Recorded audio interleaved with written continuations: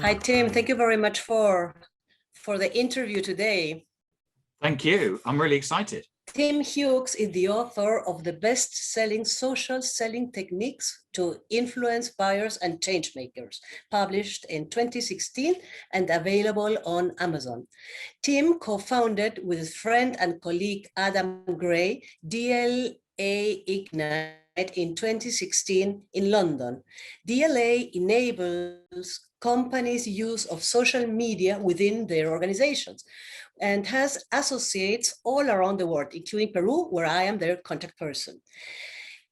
I met Tim 1 year ago, just before COVID, through a common LinkedIn contact, Alexander Lowe, and decided to join DLA since then, whose experts have been sharing their knowledge with me and where I'm being mentored by co-founder Adam Gray. Tim, thanks for your time. I feel very glad to talk to you as the author of a best-selling book, which does not happen very often to one.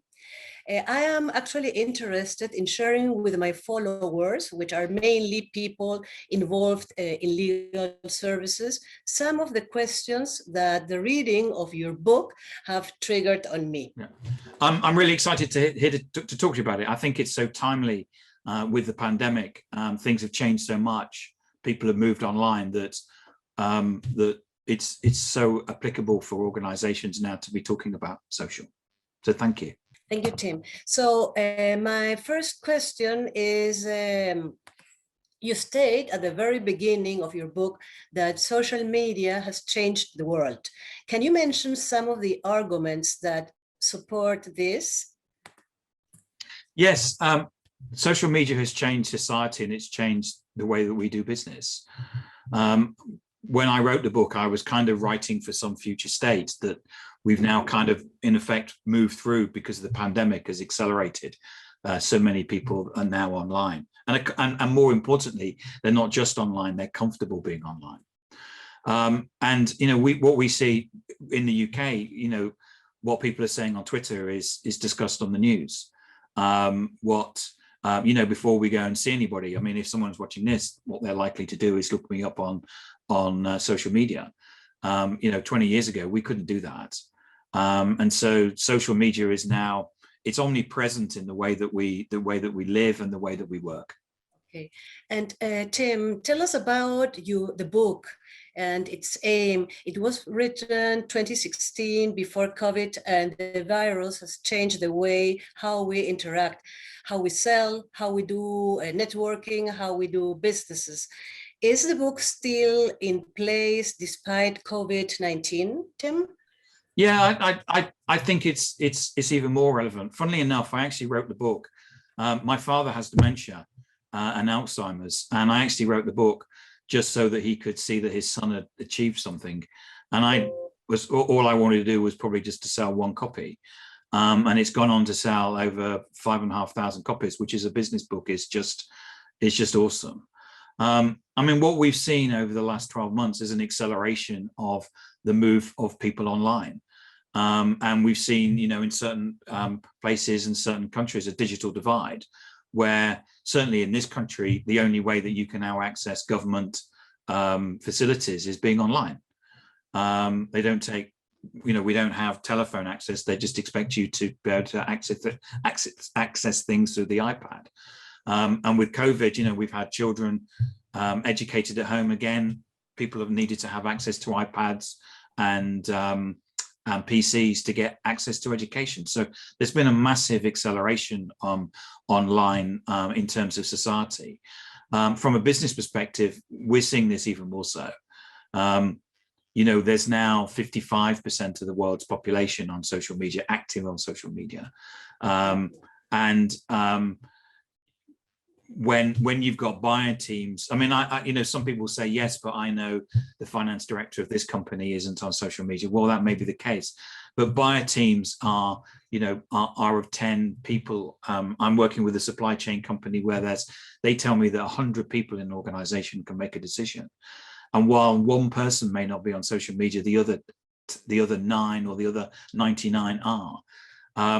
And the people that are making decisions, you know, my partner has two millennials as sons, and one of them is nearly 30. The one who's 26, you know, his life, everything is through his mobile phone.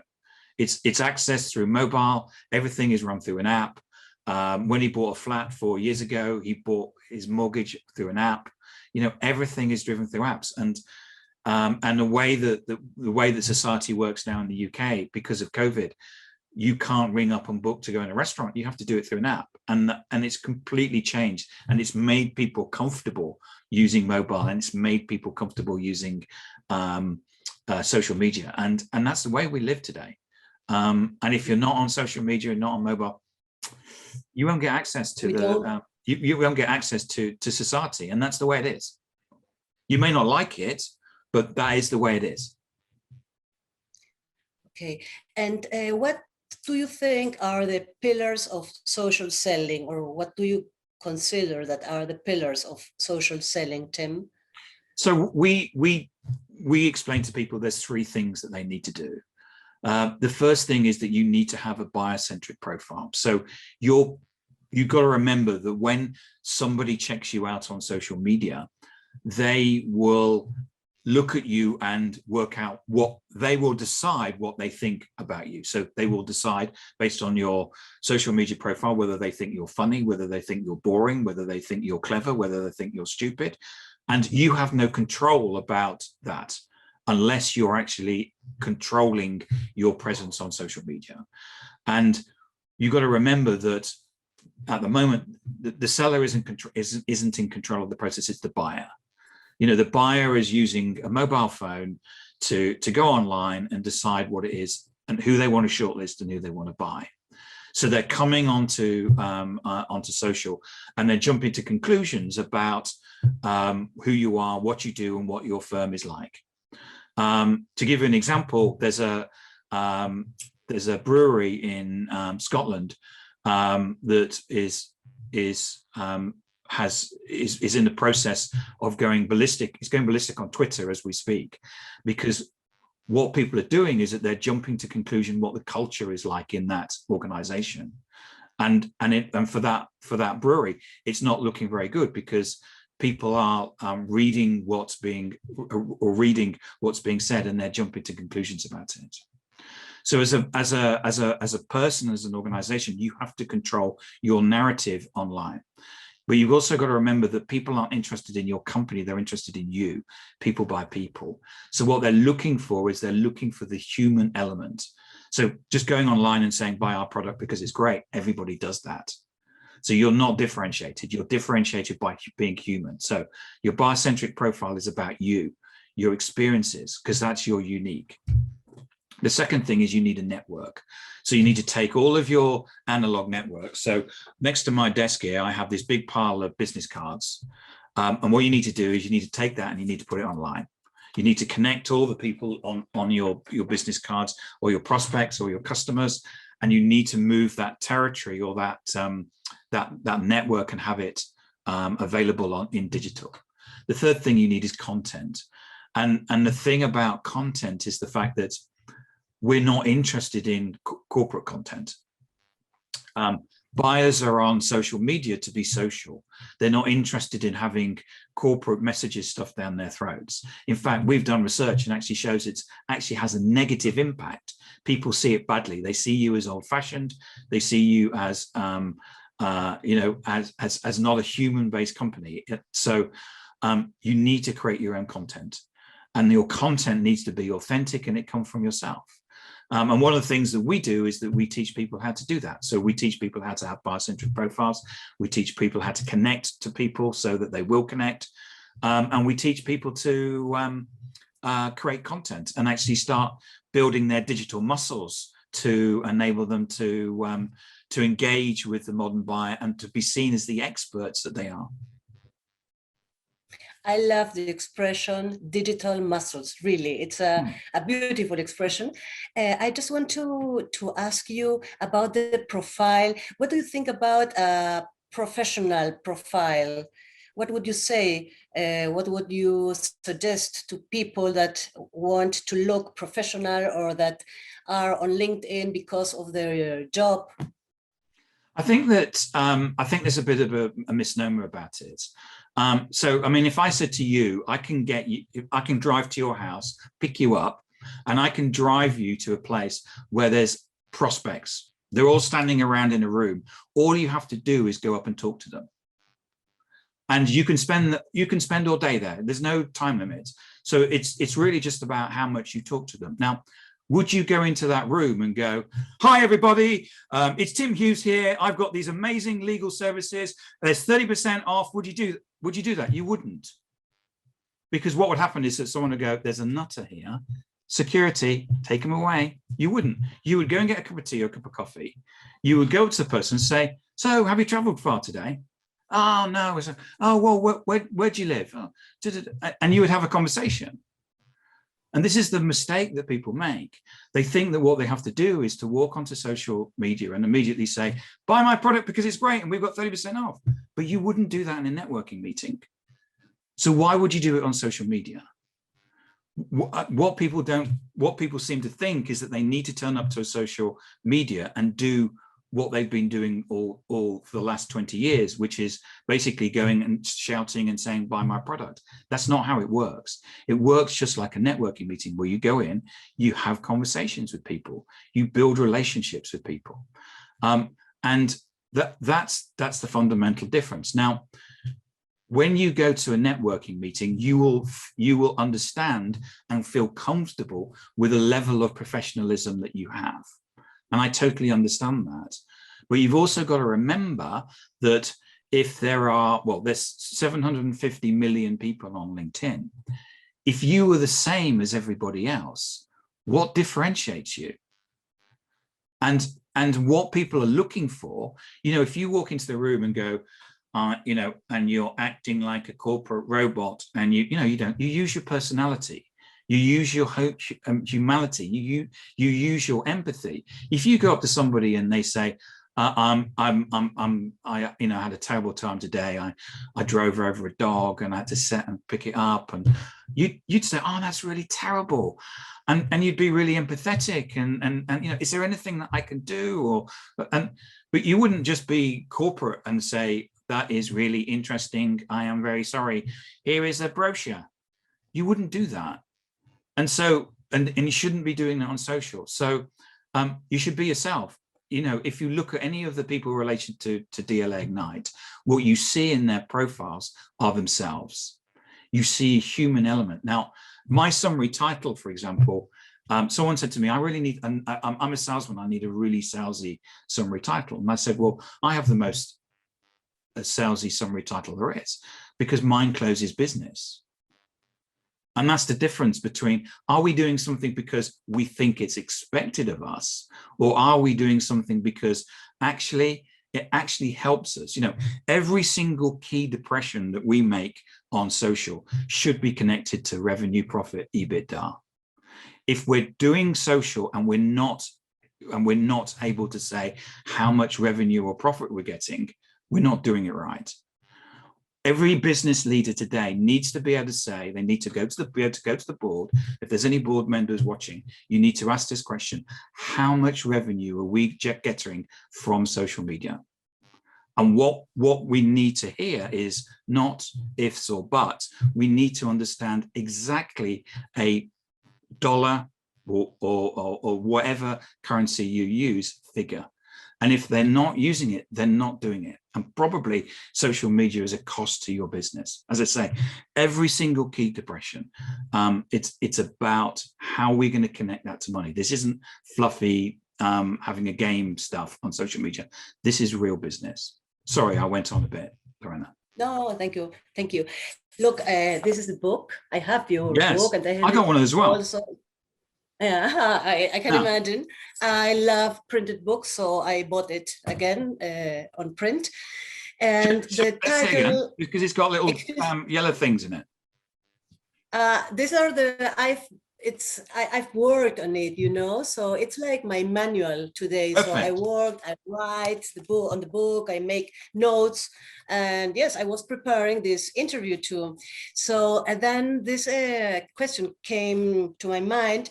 The title is Social Selling techniques to influence buyers and change makers. Could you please define what is a buyer for you, or how do you interpret, or how do you read a buyer in your book? How you present the buyer in your book?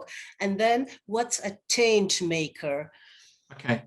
A buyer really is somebody that is buying things, but the point is that we buy differently. You know, we go to our mobiles. You know, we're just opening up here in the UK, and there's certain countries you can go to and certain countries you can't. And I said to my partner, we were sitting in a cafe, I said, why don't we go to Iceland for the weekend? And she said, oh yeah, that's a good idea. Okay. And I said, well, you look at the Airbnbs and I'll look at the flights. And we just get our mobiles out, and that's the natural way to buy. And if you think about the fact that within a buying team, there will be people in there that will be probably under 30 or at least under 40, going to the internet and searching is the first place you go. You know, if I want to buy anything, I'll go to Google, or I'll go to the Amazon or wherever the site is, or I'll go to social media to look it up. This is what we do.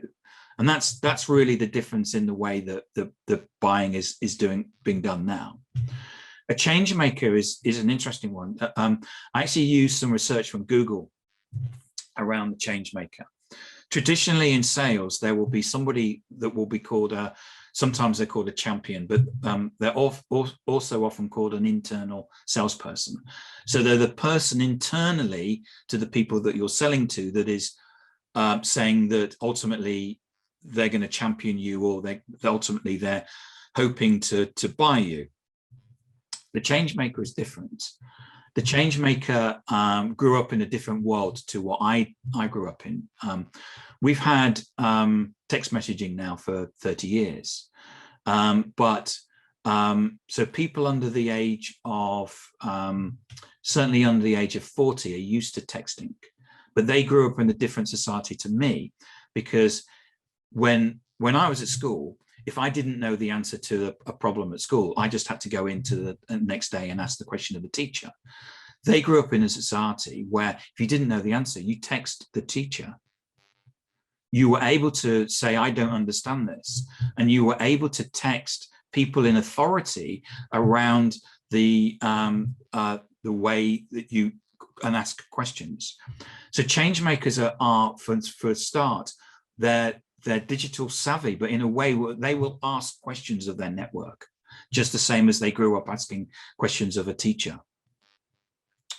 So if they want to buy something, where do I get legal services? They'll ask their network, where will I buy legal services? And then they will get referrals. I see this a lot on Facebook and things where people say, I'm looking to buy these 3 cars. I'm looking to buy a BMW, an Audi, and a Mercedes. What do you think? And then they say, well, where should I buy it from? And so, you know, they're using their network as a way of coming up and coming up with shortlists. So crowdsourcing the ideas. The other thing about a change maker is that traditionally your internal salesperson would support you. What a change maker wants to do, they're generally under the age of 40, probably under the age of 30. And what they will do is that they don't care about the solution, they care about the answer. So they will pick the best solution based on their own personal win. And the personal win of a person in the 30s and 40s is usually to get their next job or their next career move. And what they want to do is they want to do things for the company that's going to make sure that they get their career win, but they won't necessarily care on the product or service. Now, what that means is when you meet a change maker, what they will do is that you will have a meeting and it will probably be terrible. They will tear you apart. And it's not about you or your slides or whatever. It's because what they're doing is that they're testing you to see whether you are trusted as a person that they can take forward as the recommendation for the solution or service. It's a really interesting change in the way that people buy, and that's really come about from the enablement of digital and social and the changes that we've seen in society through that.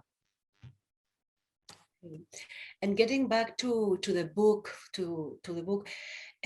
How would you apply your phrase, a social seller is a helper, to lawyers, Tim, to lawyers, to Yeah, I think audience? yeah, I think it's really good. You know, all the way, all the way through sales, we've tried to help people, and we sell because we know what we sell is going to make people's lives better, or they're going to be more efficient.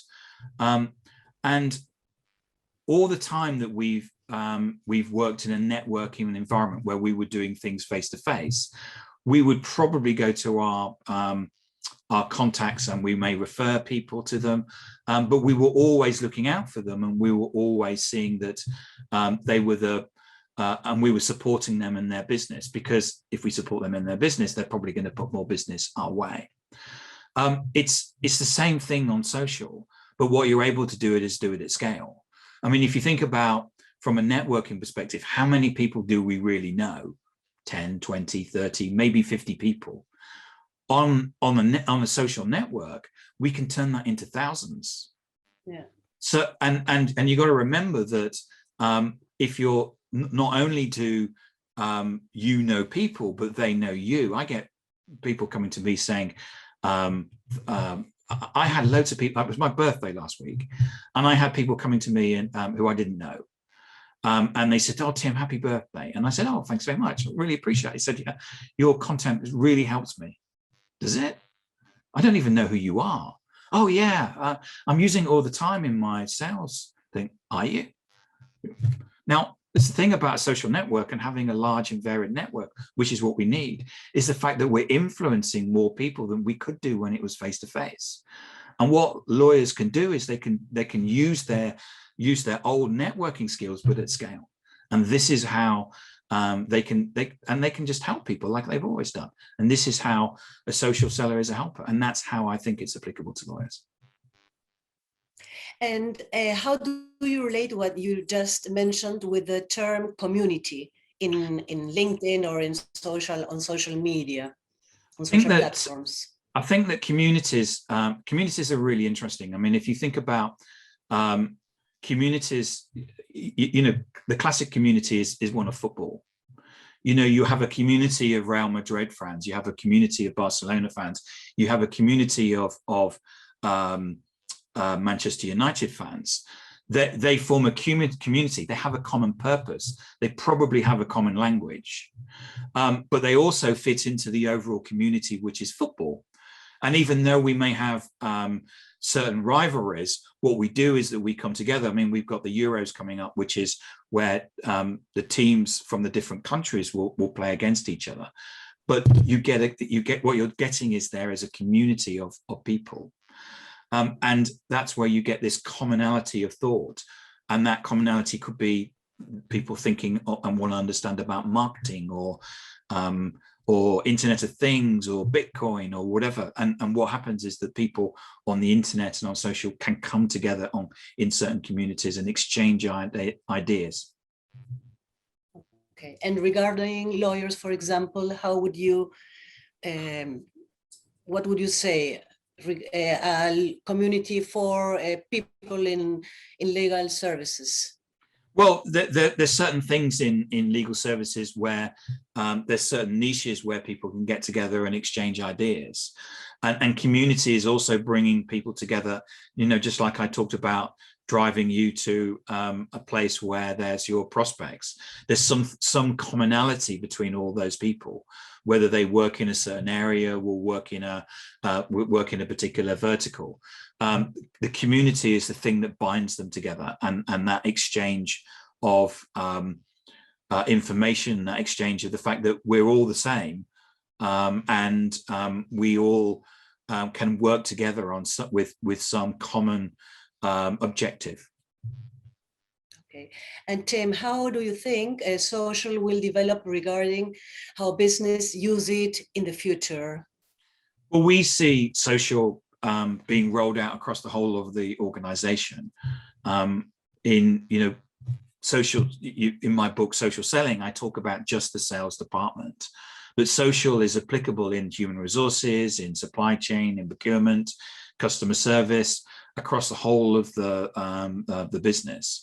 And using social media across the business enables you to actually lower the cost of things and increase the efficiency and the effectiveness. And right now in the global pandemic, we're all looking at ways to save money, and social across the organization is the way that you could save money. An example of that, I've got a client in North America. They no longer spend money on advertising, recruitment advertising, and they don't spend any more money on recruiters anymore because they don't need to, because what they're doing is that they've empowered their people to be on social, and actually the recruitment and the connection with people takes place online on social media. Okay. And how important is social for businesses today? Is there another option instead of social? We've seen a massive transformation away from old legacy sales and marketing techniques like cold calling and advertising and email marketing. And all of those things are interruption based, where you have to go up to somebody and interrupt them before you can then, in effect, pitch what you're going to do. And that's not how people buy anymore. People buy by searching themselves. They're proactive in the way they're searching. They're using their network. They're using content that's being served up to them. So there's a complete different way of buying. We see certainly for the next 10 years, social media as being the place where buyers will come and congregate, and that will be the place where people will make buying decisions. Okay, and perhaps social is not relevant for legal firms. What do you think about it, Tim? We've not found a vertical yet where social isn't applicable. In fact, legal firms, professional services, they've always bought and sold through being social. You know, there was always meetings of people where there would always be a lawyer, you know, external meetings, various clubs where you would have lawyers. You know, lawyers are social, and really when they talk about social media, actually what we need to be thinking about is the way that they've always worked, which is we have face-to-face conversations with people. But what we're doing now is that we're doing that in a digital form.